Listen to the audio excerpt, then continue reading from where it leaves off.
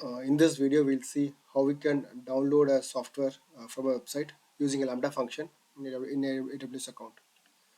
So this is the URL from where I want to download this particular jar file. For example, in this Snowflake URL, I need to download this Snowflake JDBC 3.9.2 java.jar file. So I want to download this jar file using a Lambda function. So I've written a sample code here. So this is the Lambda function.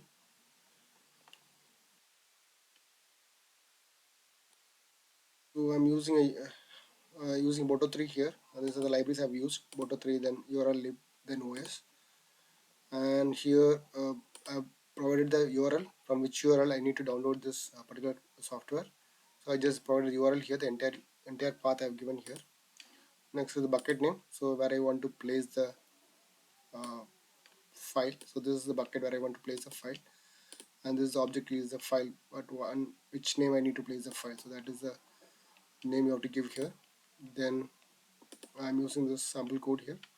So with url.records.url open. So I'm just opening that, putting the URL here and downloading this file and writing that to uploading that file to a S3 bucket here. So this is like kind of success. Like when in success, we'll get a message saying that file successfully loaded, downloaded, and uploaded to S3. And if there are any failures, you'll get a failure error message here. And if you go to the configurations, and this is the lambda, this is the role I'm using. So in this role, since we are uploading to S3 bucket, so I should give access to S3. So this is so I've given S3 full access. Based on your requirement, you can just fine grain your access. For testing purpose, I've given the full access here, and this lambda execution role, just like normal lambda function, lambda roles here.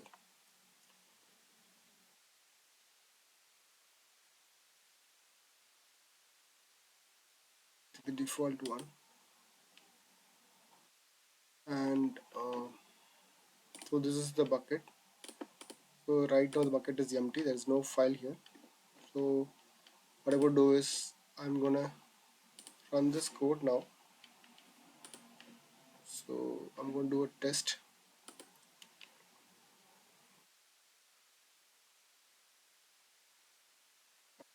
See, like the file is successfully downloaded and uploaded to S3 bucket. Now let me refresh this bucket, and now you could see the file is downloaded in this path. So with the help of Lambda function, we can download any packages from any website, and you can download to the S3 bucket.